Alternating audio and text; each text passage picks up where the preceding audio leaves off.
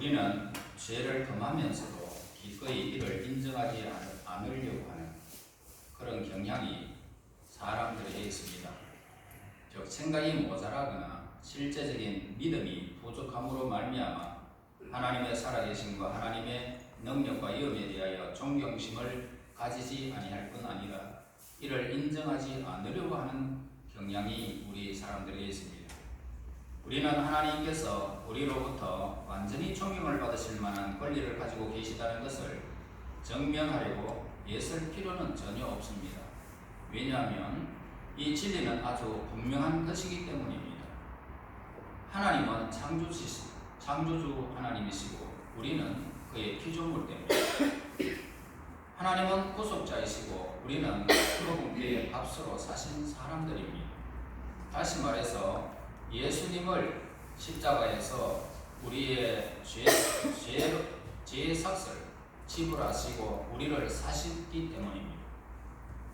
그래서 하나님은 거룩하신 분이시고 우리는 거룩할 필요가 있는 사람입니다. 하나님은 여기시고 전능하시고 무한하십니다. 그러나 우리는 약합니다. 그리고 우리는 한정되어 있고 죽을 수밖에 없는 그런 운명을 가지고 이 땅에서 살아가고 있습니다. 하나님이 자비로우시기 때문에 우리의 사랑을 요구하시듯이 하나님은 능력이 많으시고 선하시기 때문에 우리로부터 존경을 요구하실 수 있다는 것입니다. 만약 우리가 본성적인 빛을 가지고 있었다면 이러한 결론에 반드시 도달할 수 있었을 것입니다. 그 빛은 하나님의 계시에 의하여 온전히 밝혀진 바 되어졌습니다. 하나님은 만족할 정도로 섬기기 위해서는 히브리서 12장 28절의 말씀을 우리에게 말씀해주고 있는데 경건함과 두려움으로 하나님을 기쁘시게 섬길지니라 라고 그렇게 말씀하고 있습니다. 하나님은 오늘 우리에게 경건함과 두려움으로 하나님을 기쁘시게 섬기라 라고 합니다. 이건 바로 하나님을 아는 명철에서만 나오는 것입니다. 그러나 아쉽게도 우리는 이 점을 놓치고 있습니다.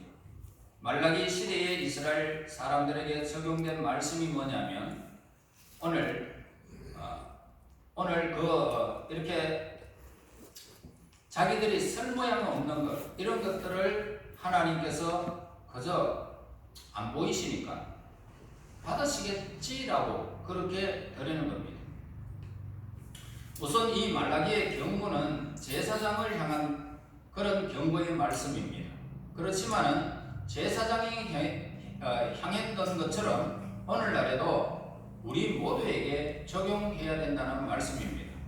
우리는 하나님께서 우리 아버지시고 우리의 주님이십니다 라는 사실을 우리는 부인할 수가 없습니다. 그러나 입술로는 우리가 분명 인정하고 있지만은 우리의 마음은 하나님으로부터 아주 멀리 떨어져 있다는 것입니다. 우리는 말로 그분을 고백할 때나 말이 의미하는 바를 얘기할 때는 하나님의 능력에 대해서 쉽게 인정할 수가 있을지 모릅니다. 우리는 하나님을 아버지요 주님이십니다 라고 고백을 합니다. 그러나 하나님께서 우리와 그러한 관계를 맺을 때는 우리가 생각하는 것과 다른 차원이 있다는 점입니다. 우리가 하나님의 종이요 자녀다 라고 고백할 때도 마찬가지입니다. 어쨌든 하나님께서는 우리 아버지이심의 분명하십니다. 그리고 하나님의 뜻대로 우리에게 요구하시되 순종을 하나님은 원하고 계십니다. 우리 모든 하나님의 자녀들에게는 꼭 필요한 것이 순종입니다. 말라기 시대에 하나님이 얼마나 공경하지 못했는지를 우리에게 말씀해 주고 있습니다. 그래서 하나님께 바쳐진 그런 제물을 보면 우리가 다 알 수가 있는 것들입니다. 그들은 값지고 좋은 것을 가지고 있었습니다. 그런데 그들이 값지고 좋은 것을 가지고 있었음에도 불구하고 그런 것을 가져오지 아니고 찢어지고 다리가 부러지고 값싸고 하찮아서 시장에서는 아무런 가치가 없는 것들을 하나님께 가져온 것입니다. 다시 말해서 제사장에게 가졌단 말입니다. 그들이 하나님께 바친 것은 자기들에게 아무런 쓸모가 없는 것들, 그러니까 병들어서 절고 가져 나가봐야 누가 살 사람도 없고 해서 그냥 하나님께 이것만 드리자, 그렇게 가져온 것입니다. 우리 똑같은 죄를 져주고 싶은 유혹을 느끼고 있습니다. 우리도 쓰고 남은 헌금할 때 말입니다. 손에 지갑을 딱 열어가지고 5만원짜리는 적게 두고, 만원짜리, 그것도 좀 많다, 5천원짜리, 나중에 1,000원짜리 하나 딱 끄자고 내가 손에 딱 검자고 있다, 그냥 이렇게 내는 사람들도 있단 말입니다.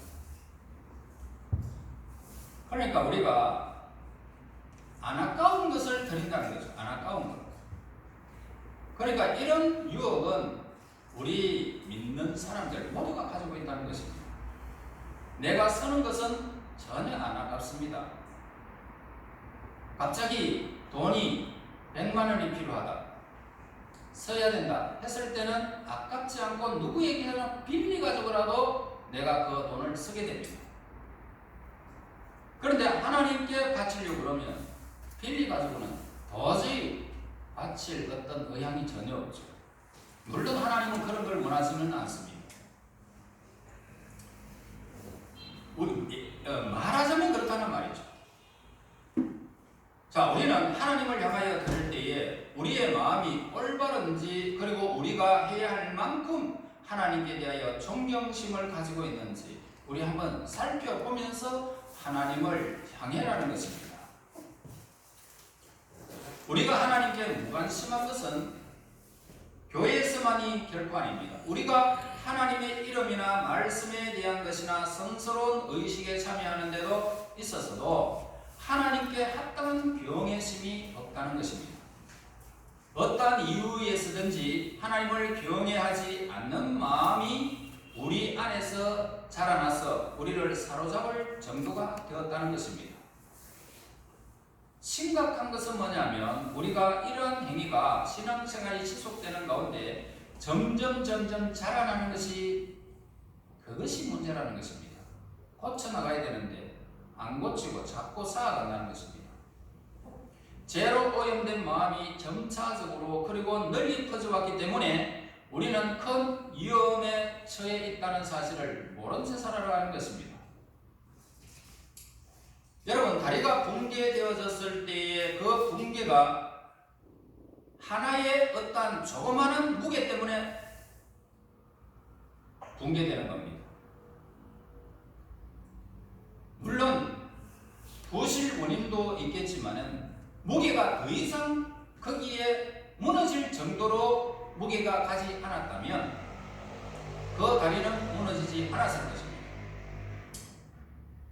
뿐만 아니라 우리가 어떤 보드게임을 하는 거 있잖아요. 속속 빼는 거. 그 빼는 게임을 하다가 어느 정도까지는 빼도 옆으로 빼고 이렇게 빼고 빼면서 안 무너집니다. 그러나 하나의 마지막에 무너지는 것은 하나의 잘못된 틀림 때문에 빼는 순간 와르르 무너지죠. 이와 같이 우리 인생이 깨달지 못하고 자꾸만 괜찮겠지 안전 불감증, 하나님을 경외하는 불감증 때문에 우리 인생이 망가질 때에 속수무책으로 당하더라는 것입니다. 그래서 성경은 우리에게 말씀합니다. 기 있는 자는 하나님의 말씀을 들어야 됩니다. 성령이 우리들에게 교회에서 하는 말씀을 들으라라고 말씀합니다. 우리는 하나님을 항상 우리를 보고 계심을 우리는 잊지 말아야 됩니다. 우리의 모든 것을 달아보고 계시는 분은 하나님밖에는 없어요. 그리고 하나님은 우리를 사랑하고 계십니다. 그리고 우리에게 긍휼을 요구하고 계심을 잊지 말아야 됩니다. 하나님을 사랑하는 자는 이 땅에서 바보처럼 항상 웃으며 살도록 그렇게 하나님 만들지 않습니다. 근심 걱정이 있도록 만듭니다. 고통스럽게 만듭니다. 세상에 재미가 좀 없다라고 그렇게 만드는 거예요. 하나님을 사랑하는 사람은 그렇게 합니다. 세상이 너무 즐겁고 행복하고 막 시간 가는 줄 모르고 그렇게 살아가도록 하나님은 하나님의 백성들을 그렇게 만들지 않았습니다. 하나님이 사랑이시기 때문에 여러분들을 가장 좋은 길로 인도하시기도 하시는 그 하나님이시기 때문에 가만히 안 둡니다. 오늘 말라기서 4장 6절의 마지막 절을 보면은요, 이 말라기서의 이제 마지막을 장식하는 말씀이 있습니다. 그가 아버지의 마음을 자녀에게로 돌이키게 하고 자녀들의 마음을 그들의 아버지에게로 돌이키게 하리라. 돌이키지 아니하면 두렵건대 내가 와서 저주로 그 땅을 칠까 하노라 하시니라. 라는 경고로 글을 마치게 됩니다. 자, 이스라엘은 감사치 않는 마음에 대한 적절한 예를 드러내고 있습니다. 하나님의 율법에는 레위기 22장 22절에 이렇게 말합니다. 너희는 눈먼 것이나 상한 것이나 지체에 배임을 당한 것이나 종기 있는 것이나 섭진 있는 것이나 비루먹은 것을 여호와께 드리지 말며 이런 것들은 제단 위에 화제물로 여호와께 드리지 말라라고 경고하고 있습니다. 그러나 오늘 말라기서의 이 사람들은 눈먼 것, 저는 것, 제사들에게 부족한 것을 하나님께서 받으실 만하다라고 생각했던 것입니다. 하나님 입이 있나 뭐 있나? 그러니까 하나님께 그냥 불태워서 주는 건데 아무기나 드리자, 이런 생각이었던 거죠. 그런 것들 총독에게 바치기도 부적합하다고 생각하면서도 말입니다. 그러나 이스라엘 행위는 그것에 그치지 않았습니다.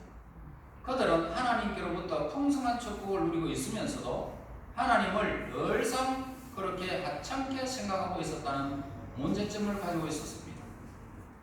사람들은 하나님께서 아주 친절하시고 오래 참으시고 어떤 것도 견뎌내시라고 그렇게 생각하면서 살아가고 있다는 겁니다.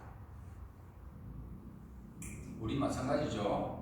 내가 아무렇게나 예배를 드려도 하나님이 참으신다라고 생각하지요. 하나님께서는 말은 하시지 않더라도 하나님은 보고 계시고 그들을 저울에 다실 준비를 하고 계신다는 사실을 생각하지 못하고 저와 여러분이 신앙생활을 하고 있다는 말입니다.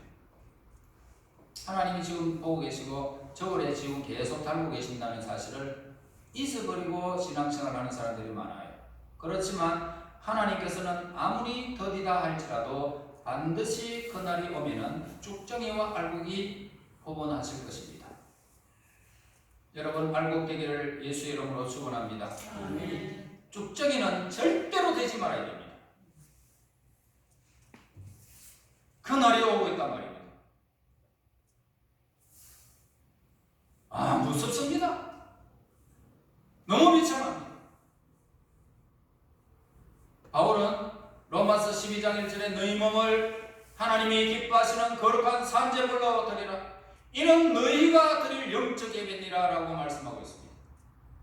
우리는 옛 사람의 모습으로 아니라 새롭게 된 영으로 하나님을 섬겨야 됩니다. 예수 그리스도 안에 있으면 새로운 피조물이라 이전 것은 지나갔으니 보라 새 것이 되었다. 새로운 피조물로 하나님께 섬겨야 됩니다. 우리가 예수님의 지체가 될 때 우리는 우리의 몸 산제사로 하나님께 드릴 수 있습니다. 예수님 안에 있을 때에는 우리가 산제사로 하나님께 드릴 수 있어요. 그리고 이때 우리의 지체가 깨끗이 보존될 뿐만 아니라 모든 정결함의 권한이 되시는 예수님께 헌신하고 그리고 영적 지혜와 지식을 갖춘 마음을 드리게 되는 것입니다. 8절 보세요. 만군의 여호와가 이르노라 너희가 눈먼 희생 제물을 바치는 것이 어찌 악하지 아니하며 저는 그 병든 것을 드리는 것이 어찌 악하지 아니하냐. 이제 그것을 너희 총독에게 드려보라. 그가 너를 기뻐하겠으며 너를 받아주겠느냐. 그들은 하나님께 드릴 수 있는 많은 흠없는 가축들이 자기 기르는 양 중에 어마어마하게 많았습니다. 물론 뭐 눈먼 것, 저는 것은 결코 많지 않고 그저 한두 마리에 지나지 않습니다. 이걸 골라가지고 하나님께 드렸다는 말이에요. 우리 성도들은요, 시각의 장애가 없이 하나님께 산제물로서 드릴 수 있는 몸을 가지고 있습니다. 그러니까 그 몸 안에, 여러분 몸 안에 하나님의 말씀을 읽을 수 있고 그것을 받아 이해할 수 있는 눈이 있다는 것입니다.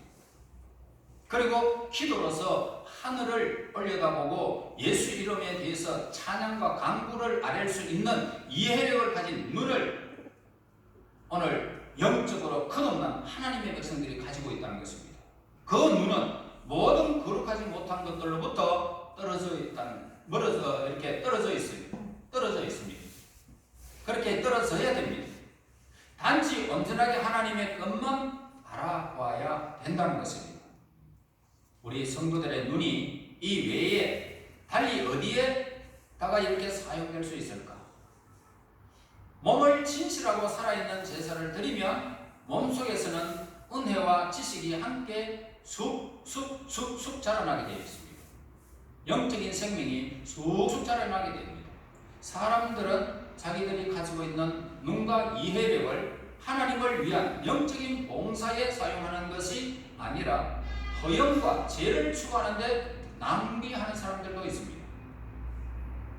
아주 오랜 뒤에야 눈을 돌리고 생각을 하나님께로 향하게 되지만 이미 그때는 모든 것이 끝나버린 후라는 것을 볼 때에 비참하지 않을 수가 없습니다. 그러니까 하나님의 시간이 있을 때 준비하지 못하면 나중에는 어떻게 됩니까? 준비하려고 기름 덩굴 준비하려고 막 여기저기 수소만 하고 돌아다니도 기름을 타는 데가 없다는 것입니다.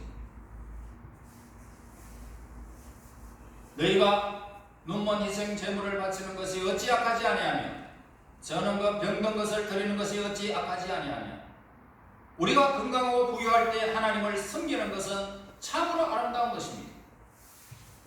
그러나 본문의 사람들과 같이 우리 또한 건강하고 부유할 때 세상 일에 더욱 힘쓰지만 하나님에 대해서 무감각하게 생각하기가 쉽다는 것입니다.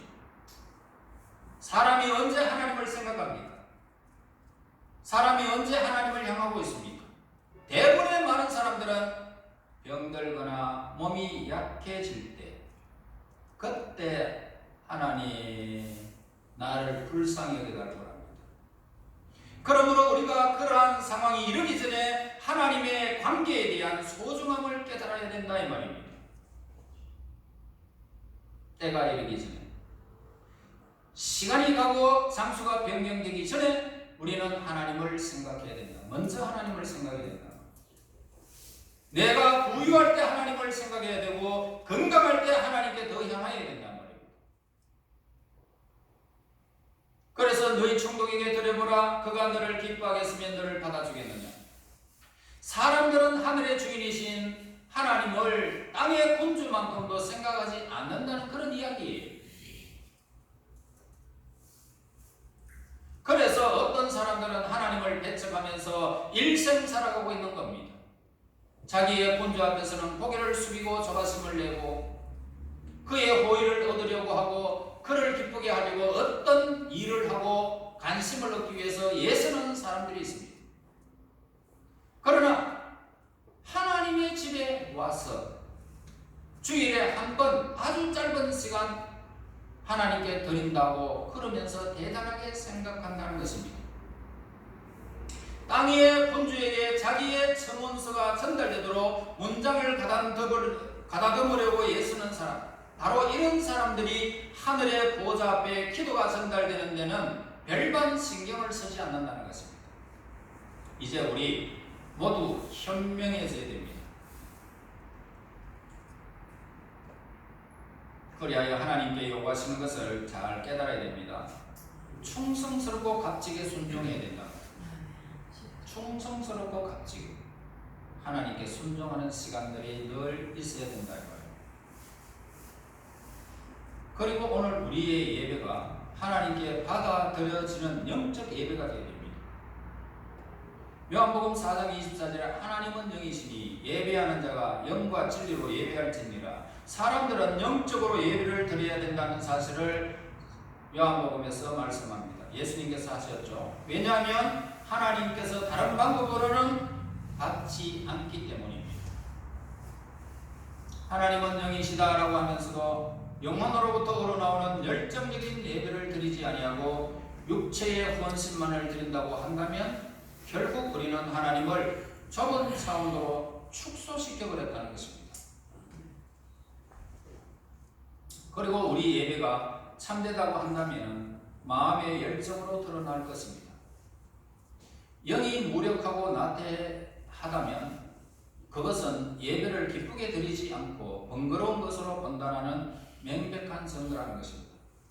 그러니까 예배 드리는 것이 참 번거롭다, 안 갔으면 좋겠다, 이런 생각이 만약에 여러분들에게 든다면 여러분들은 참으로 비극에 처해 있다는 것을 깨달아야 됩니다. 아니면 예배 시간이 되어지면 기대되어진다면 이 사람은 영적으로 이미 준비된 사람들입니다. 여러분, 이런 경우 말라기 선지자가 비난한 제가 오늘 이렇게 예배를 번거롭게 드린다라고 생각되는 사람들이라는 사실을 봅니다. 그래서 그들은 제물로 드리기에 좋은 것들을 가지고 있었지만 그들은 하나님께 보다 가치 있는 예배를 드릴 수 있었지만 그러나 그들은 좋은 것 대신에 저는 것, 병든 것, 무가치한 것, 이런 것들을 가지고 온 것입니다. 지금도 예배 드리는 가운데 예배를 등한시하고 세상을 향하여 가는 그런 사람들이 우리 교회는 별로 없지만 다른 교회에 얼마나 많은지 몰라요. 그러니까 시간이 되면 나오고 안 되면 안 나오는 사람들도 있다 이 말입니다. 다시 말해서 흠 있는 것을 가지고 하나님께로 나오는 사람들이 많다는 것입니다. 예배는 각 처에서 영적인 예배로 드려져야 합니다. 이러한 영적인 예배는 하나님을 아는 지식에서부터 오는 것입니다. 그것은 대상을 인식하고 그 대상 속에서 기뻐하는 것입니다. 그것은 약식을 가지고 있거나 혹은 어떤 훈계에 기반하고 있습니다. 그것은 바로 믿음의 결과임을 우리에게 분명히 밝히고 있습니다. 그래서 하나님은 믿음으로 하지 않는 것은 모두가 죄라고 합니다. 기도도 믿음으로 하시고 헌금도 믿음으로 하시고 찬양도 믿음으로 하시고 예배도 믿음으로 하시고 하나님께 향하는 것도 믿음으로 여러분 향해요. 왜냐하면 보이지 않으나 믿음으로 위대한 분을 볼 수 있기 때문입니다. 그것은 성령의 역사하심이 틀림없는 것입니다. 성령 안에서 산제사가 드려져야 됩니다. 그것은 냉랭한 예배가 아니라 따뜻한 가슴으로 드리는 그런 예배가 될 것입니다. 모든 사람이 자신을 하나님께 드리며 하나님의 불로 점화된 거룩하고 순결한 헌신의 불꽃이 타올라서 보좌에까지 우리의 예배가 응답될 수 있는 것은 믿음으로 드려지는 예배인 것입니다. 그리고 아름다운 예물로 하나님을 향하는 그 마음에 담은 물질과 함께 여러분의 예배가 응답된다는 것입니다. 언제나 영적 예배를 성령의 인도에 따라서 드려지기만 한다면 우리는 참다운 예배가 하나님께 응답되어질 것이고 하나님의 기쁨이 우리 예배 가운데 나타나서 우리에게 임하게 될 때에 이문을 나설 때에 흥얼거리며 나설 수 있다는 것입니다. 여러분, 세상에 어떤 일도 얽매이지 않도록 진리 안에서 거룩한 삶을 누리고 진리 안에서 자유함을 누리게 될 것입니다. 저와 여러분, 하나님을 경외하시고 순종하시고 믿음으로 그분을 바라셔서 믿음으로 하나님의 기쁨이 되시길 예수님의 이름으로 축원합니다. 하나님, 오늘도 우리와 함께 하시며 이 예배 가운데 우리 예배를 헌량하시니 진실로 감사합니다. 말씀을 읽었습니다. 말라기 선지자와 같은 그 당대의 백성들과 같은 예배가 되지 아니하도록 저희들에게 진정한 하나님을 경외하는 경외심을 주시고 하나님 보잘것없는 예물이 되지 않도록 믿음의 눈을 뜨고 성령의 인도 따라 예배를 드려 하나님의 선하신 그 뜻을 온전히 수정들어 하나님의 기쁨이 될 수 있도록 인도하여 주시옵소서. 예수님 이름으로 기도하옵나이다. 아멘.